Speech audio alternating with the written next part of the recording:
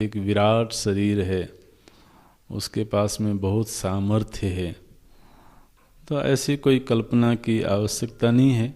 आपको करना हो तो करो, हमें कोई दिक्कत नहीं है। लेकिन मुख्य बात ये है कि ये तो अनुभूतियाँ उपासक की हैं। उपासना करेंगे तो यह अनुभव में आता है कि हाँ कोई है, कोई जरूर है जो ज्ञान का भंडार है, जहाँ से थोड़ा थोड़ा ज्ञान किसी किसी को प्राप्त हो जाता है और दुनिया में वो सम्मानित हो जाता है। किसी को थोड़ी संकल्प शक्ति प्राप्त हो जाती है, किसी को थोड़ी क्रिया शक्ति प्राप्त हो जाती है। तो अब प्राप्त हो रही है तो उसका कोई स्रोत भी होना चाहिए। अगर नदी की धाराएं बह रही हैं तो वो धाराएं जहां से निकल रही हैं वहां तो जल का भंडार होगा, तभी तो निकलेंगी धाराएं। तो इसी तरह से अगर दुनिया में कुछ लोग विशिष्ट शक्ति संपन्न दिखाई देते हैं, विशिष्ट ज्ञान संपन्न दिखाई देते हैं, विशिष्ट इच्छा शक्ति संपन्न दिखाई देते हैं, तो वो तो छोटी छोटी धाराएं हैं। तो जरूर कोई उसका भंडार होगा जहाँ से वो चीज़ें प्राप्त होती होंगी। वो है समष्टि सूक्ष्म शरीर में उपहित चेतन सूत्रात्मा हिरण्य गर्भ। समस्त हिरण्य जिस गर्भ में सन्निहित हैं, समस्त हिरण्य जिस गर्भ में रहते हैं और वहीं से वो थोड़े थोड़े प्रकट होते रहते हैं किसी योग्य व्यक्ति को प्राप्त करके। तो इस तरह से ये सूक्ष्म शरीर का प्रकरण है। अगर आप एक बार पूर्व का जो भी प्रसंग है उसका पुनरावलोकन करें तो ये प्रसंग शुरू हुआ था अध्यारोप अपवाद की चर्चा से, है ना। तो अध्यारोप अपवाद की प्रक्रिया के द्वारा आचार्य शिष्य को तत्व का उपदेश करते हैं। तो ये एक विशिष्ट प्रक्रिया है वेदांत की। इस प्रक्रिया में तो अध्यारोप अपवाद का सहारा लिया जाता है। प्रश्न आया कि अध्यारोप क्या है। तो इस प्रश्न के उत्तर में ये सिद्धांत प्रस्तुत किया गया, वस्तुनि अवस्तु आरोपः अध्यारोपः। वस्तु में अवस्तु का आरोप हो जाना अध्यारोप है। फिर प्रश्न आया कि वस्तु क्या है। तो बोले कि एक ब्रह्म सत्ता ही वस्तु है और उस ब्रह्म सत्ता के ऊपर अवस्तु का आरोप हुआ है। अवस्तु क्या है? तो बोले अज्ञान आदि सकल जड़ समूह अवस्तु। अज्ञान से आरंभ करके जितना भी जड़ प्रपंच है वह सारा का सारा अवस्तु है। ये अवस्तु क्या है? बोले ये अवस्तु आरोप है। किसके ऊपर? ब्रह्म के ऊपर। तो वस्तु के रूप में तो केवल ब्रह्म है, उससे भिन्न जो कुछ भी है वो अवस्तु है। वहां से शुरू हो करके और अब तक का जितना अध्ययन हुआ है, ये पूरा का पूरा अध्ययन किसका अध्ययन है? अवस्तु का, है ना। तो अवस्तु की शुरुआत हुई अज्ञान से। तो पहले अज्ञान का प्रकरण आया। वह अज्ञान इस सृष्टि का और व्यक्ति का तो आनंदमय कोश है। कोशों के संदर्भ में अगर चर्चा करें तो अज्ञान क्या है? आनंदमय कोश है, व्यष्टि का भी और समष्टि का भी। और उसके बाद में चर्चा हुई सूक्ष्म शरीर की। सूक्ष्म शरीर में 3 कोश हैं, विज्ञानमय कोश, मनोमय कोश और प्राणमय कोश। तो ये जो अवस्तु है, माने जो जगत है, जो जड़ प्रपंच है, उस जड़ प्रपंच के मूल में अज्ञान है। ठीक है ना? अच्छा, उस अज्ञान से फिर सूक्ष्म सृष्टि की उत्पत्ति होती है। वह अज्ञान त्रिगुणात्मक है। तो फिर सृष्टि की उत्पत्ति किससे हुई? बोले त्रिगुणों से। तो त्रिगुणों से सर्वप्रथम आकाश आदि 5 महाभूतों की उत्पत्ति हुई। फिर 5 महाभूतों के सात्विक अंश से ज्ञान इंद्रियां और अंतःकरण उत्पन्न हुए।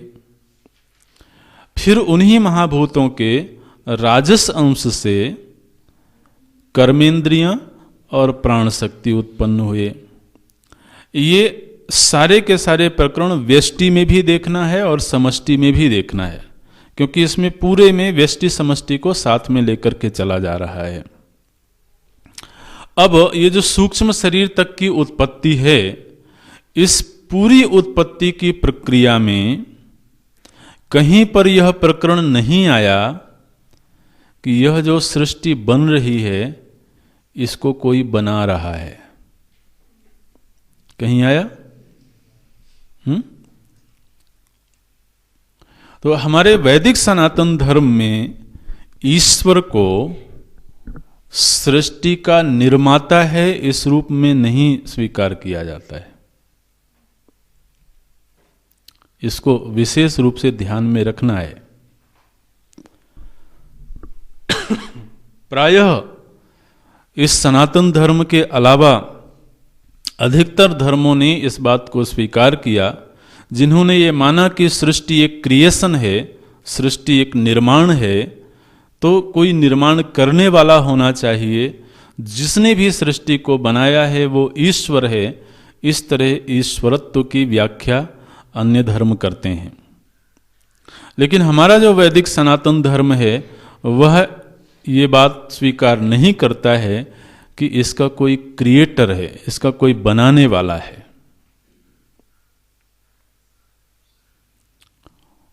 तो व्यक्ति जब इसको सुनता है तो थोड़ी देर के लिए वो परेशान होता है।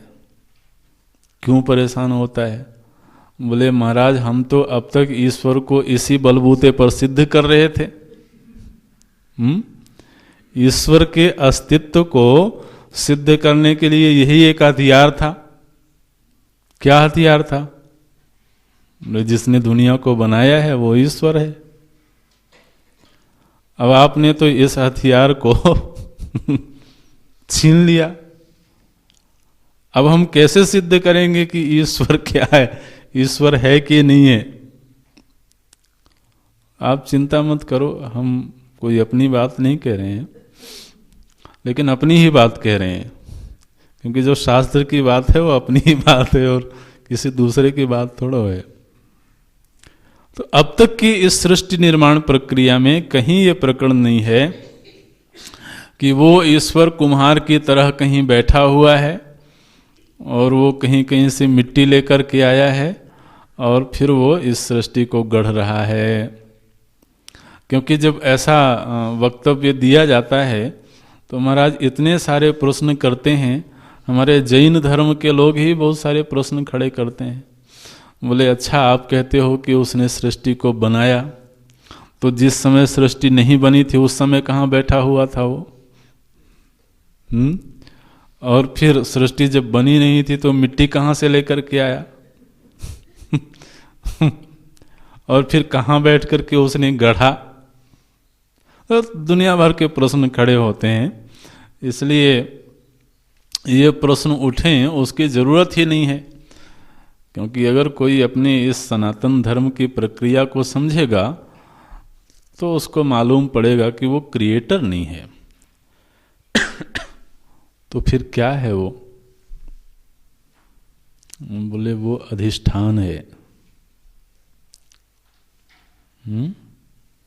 वो बनाने वाला नहीं है, जो कुछ भी बना हुआ है उसको अस्तित्व प्रदान करने वाला है। वो सब कुछ बने हुए का अधिष्ठान है। वो जो कुछ भी बना हुआ है उसको प्रकाशित करने वाला है। वो अब तक यही पढ़ा है ना हमने वेदांतों में। तो एक बड़ी विलक्षण प्रक्रिया है, धीरे धीरे समझ में आती है, आ जानी चाहिए। तो सृष्टि बनी कैसे फिर? अगर कोई बनाने वाला नहीं था तो कैसे बनी?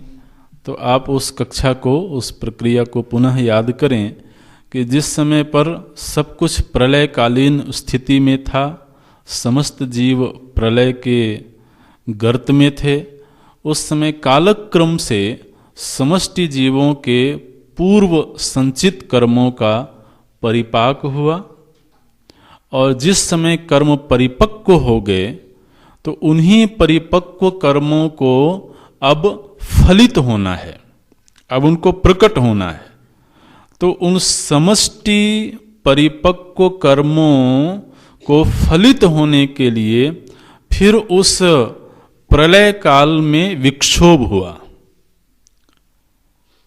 वो नैसर्गिक रूप से वो घटना घटी।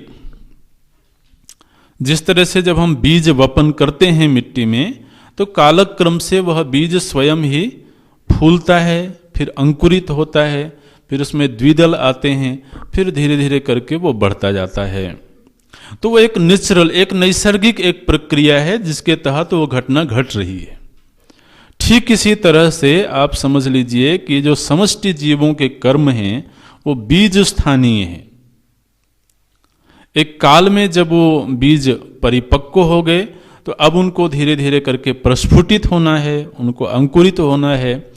तो वो जो त्रिगुण की साम्यावस्था थी समष्टि में, एक ये भी शायद हमने पीछे नहीं बोला होगा कभी, जिस समय पर प्रलय काल की स्थिति होती है उस समय पर ये जो त्रिगुण हैं, इन त्रिगुणों की साम्यावस्था होती है। साम्यावस्था का अर्थ है कि जो तीनों गुण हैं ये समान अनुपात में होते हैं। ठीक है ना, समान अनुपात में। अन्यथा जब इसमें विक्षोभ हो जाता है तो अनुपात बदल जाता है। फिर मान लीजिए कोई बहुत सात्विक है तो सत्वगुण 70% हो गया, रजोगुण 20% हो गया, तमोगुण 10% हो गया, इस तरह से तो उनमें प्रतिशत बदल जाता है। लेकिन जिस समय प्रलय काल की स्थिति है उस समय पर त्रिगुण सम अनुपात में होते हैं। तो जब तक ये सम अनुपात में होते हैं तो उसको त्रिगुणों की साम्यावस्था बोलते हैं। जैसे ही समष्टि कर्मों का परिपाक हुआ, त्रिगुणों की जो साम्यावस्था है वो बिगड़ गई, उसमें विक्षोभ हो गया, और फिर कालक्रम से ही तो वह जो त्रिगुण है उसमें से जो पहला अंकुर निकला वो आकाश है। तो प्रथम उत्पत्ति आकाश की हुई, फिर आकाश से वायु, वायु से अग्नि, जल, पृथ्वी, इस तरह से ये सब नैसर्गिक रूप से एक घटना घटती चली गई। ये उत्पत्ति का क्रम आगे बढ़ता रहा। फिर जब ये पंच महाभूत तन्मात्र रूप में प्रकट हो गए, इनकी उत्पत्ति हो गई, तो फिर इन्हीं महाभूतों के जो सात्विक अंश थे, उन सात्विक अंशों से कालक्रम से ही तो ज्ञान इंद्रियां और अंतःकरण उत्पन्न हुए। फिर उन्हीं तन्मात्र महाभूतों के राजसांश से प्राण शक्ति और कर्मेंद्रियां उत्पन्न। तो ये जितनी उत्पत्ति की प्रक्रिया है ये नैसर्गिक रूप से होती चली गई। इसको उत्पत्ति कहने के बजाय जो बहुत सटीक शब्द है वो है अभिव्यक्ति। तो ये कहना ज्यादा ठीक है कि ये जितनी भी सृष्टि की प्रक्रिया है वो कालक्रम में धीरे धीरे अभिव्यक्त होती है। तो ये दो तरह की सृष्टि हमने देखी। अब महाभूतों का तामस अंश बचा हुआ है, उसका राजस अंश तो परिणत हो गया ज्ञान इंद्रियां और अंतःकरण के रूप में। अब ये भी अगर आपको बहुत एक्यूरेसी में जाना है, बिल्कुल शब्दों की प्रामाणिकता में जाना है, तो महाभूतों से उत्पत्ति कहने की बजाय ये ज़्यादा सटीक शब्द है कि महाभूतों का जो सात्विक अंश है वह ज्ञान इंद्रियां और अंतःकरण के रूप में परिणत हो गया, है ना। ये शब्द और ज़्यादा सटीक है। उससे उत्पन्न हुआ ऐसा कहने की बजाय आप अगर ये कहेंगे कि परिणत हो गया तो ये ज़्यादा सटीक होगा। जैसे मिट्टी से वृक्ष उत्पन्न हुआ, हम ऐसा कहते हैं मिट्टी से वृक्ष उत्पन्न हुआ, लेकिन अगर आप ये कहें कि मिट्टी वृक्ष के रूप में परिणत हो गई तो ये वाक्य ज़्यादा सटीक है, क्योंकि वृक्ष क्या है, मिट्टी ही है, मिट्टी का ही बदला हुआ एक रूप है।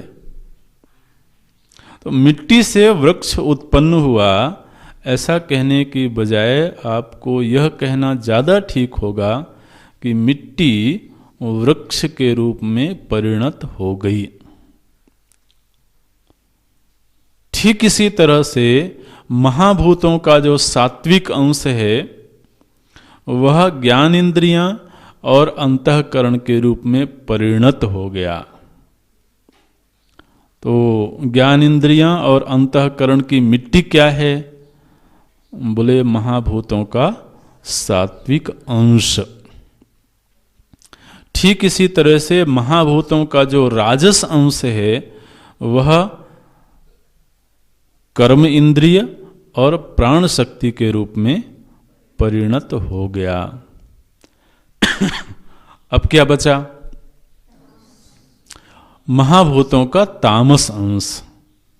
तो वह जो महाभूतों का तामस अंश है, अब उससे सृष्टि बननी है तो पहले वो सब पृथक पृथक जो महाभूत हैं उनका पहले पंचीकरण हुआ। तो यह जो पंचीकरण है यह मुख्य रूप से महाभूतों के तामस अंश का पंचीकरण है, और उसी पंचीकरण के द्वारा फिर यह स्थूल सृष्टि प्रकट हो गई। तो आप ऐसा भी कह सकते हैं कि महाभूतों का पंचीकरण हुआ, और आप ऐसा भी कह सकते हैं कि महाभूतों का स्थूलीकरण हुआ। महाभूत जब पंचीकृत हो गए, एक दूसरे में मिल गए, तभी वो स्थूल हो गए। जब तक नहीं मिले थे तब तक सूक्ष्म थे। इसीलिए जब सूक्ष्म स्थिति थी उस समय उत्पन्न जो भी सृष्टि है वो सारी की सारी सूक्ष्म सृष्टि है। अब स्थूलीकरण होना है तो वे प्रक्रिया हम लोगों ने पूर्व में कम से कम 2 बार पढ़ा है, इसलिए इसको पढ़ने में ज़्यादा दिक्कत नहीं होगी। बोलते हैं स्थूल भूतानि तो पंचीकृतानि। यह जो स्थूल जगत है ये कैसे बना है? बोले पंचीकरण होने के बाद बना है। पंचीकरण कैसे हुआ? तो बोलते हैं पंचीकरणम तु आकाशादि पंचसु, ये जो आकाशादि पंच महाभूत हैं, एकैकम द्विधा समम विभज्य, सभी महाभूतों में 2 विभाग हो गए, 2 विभाजन हुए। फिर तो 5 महाभूतों के 2-2 विभाग हो गए तो 10 विभाग बन गए। तेषु 10 भागेषु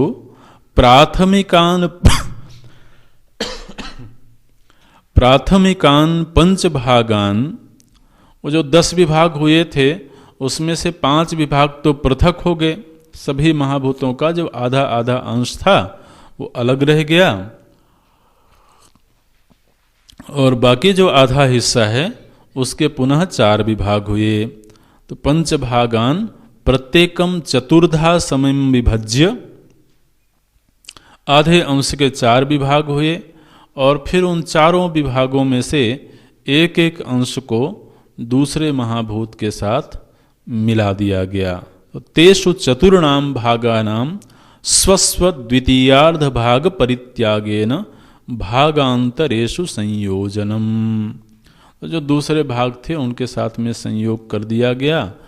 तो इस तरीके से सभी महाभूतों की मात्रा भी समान रही, है ना। जैसे वो 2 रुपए का दृष्टांत दिया था, 2 रुपए का दृष्टांत दिया था कभी, याद है? अच्छा, तो वो जो 2 रुपए का दृष्टांत है उसको याद कर लेना। 5 विद्यार्थी हैं, 5 विद्यार्थियों के पास में 2-2 रुपए हैं। तो 1-1 रुपए के सिक्के थे महाराज। तो 5 ही विद्यार्थियों ने 1-1 सिक्का तो अपने जेब में डाल लिया, और जो 1-1 सिक्का बचा सभी के हाथ में, उसके 4 विभाग कर दिए, चवन्नी बना लिया। तो वो जो 4 चवन्नियाँ हैं एक विद्यार्थी के पास में, उसके बाकी जो सहपाठी हैं 4 विद्यार्थी, उन सभी को 1-1 चवन्नी दे दिया। ऐसा दूसरे ने भी किया, तीसरे ने भी किया, चौथे ने भी किया, 5वें ने भी किया। तो अब पहले के वाले के पास कितनी चवन्नी बची? उन 4 लोगों ने दिया ना 1-1, तो उसके पास 4 चवन्नी हो गई, और 1 रुपया पहले से था, तो कितने पैसे हैं उसके पास? सभी के पास 2-2 रुपए, पहले भी 2-2 रुपए थे। तो ऐसे बंटवारा करना चाहिए, है ना। महाभूतों ने ये सिखाया है कि सभी के पास बराबर मात्रा में चीजें हों और एक दूसरे के साथ शेयरिंग भी हो जाए, इससे आत्मीयता बढ़ती है ना। तो ऐसे महाराज इन्होंने आपस में शेयर किया, तो इसको बोलते हैं पंचीकरणम। पंचीकरण हो गया। पंचीकरण में आपको याद है कि जब कार्य अपने कारण में मिलता है तो मिला तो सही, लेकिन उसके जो पृथक गुणधर्म थे वो वहाँ अभिव्यक्त नहीं होते हैं, वो उसी में मिल जाते हैं। तो इस तरह से पंचीकरण हो गया। 5 महाभूतों का जो तामस अंश है वो आपस में मिल गया, और फिर ये महाभूत स्थूल हो गए। द्विधा विधाय चैकैकम चतुर्धा प्रथमं पुनः स्वस्वेतर द्वितीयांश ही योजनात् पंच पंचते। और फिर जब इन महाभूतों का स्थूलीकरण हो गया, ये स्थूल हो गए, तो मानो कि अब रॉ मटेरियल तैयार हो गया, एक मिट्टी बन गई, और फिर उसी मिट्टी से ये समूचा स्थूल प्रपंच प्रकट हो गया। महाभूतों का जो पंचीकृत रूप है, वही पंचीकृत रूप इस समष्टि स्थूल शरीर के रूप में अभिव्यक्त हो गया। तो ये समूचा ब्रह्मांड है, चतुर्भुवनात्मक सृष्टि है। यह चतुर्भुवनात्मक सृष्टि क्या है? बोले महाभूतों के तामस अंश के पंचीकृत रूप की अभिव्यक्ति है। इस तरह तो ये यहाँ पर पंचीकरण की प्रक्रिया बहुत संक्षेप में बता दी गई। और अब इस पंचीकृत रूप से यह जो चित्र विचित्र सृष्टि बनी है, इस सृष्टि का विस्तार कितना है, किस तरह की सृष्टि है, ये प्रकरण आगे लेते हैं, वो अगली कक्षा में देखते हैं। ओम पूर्णमदः पूर्णमिदं पूर्णात्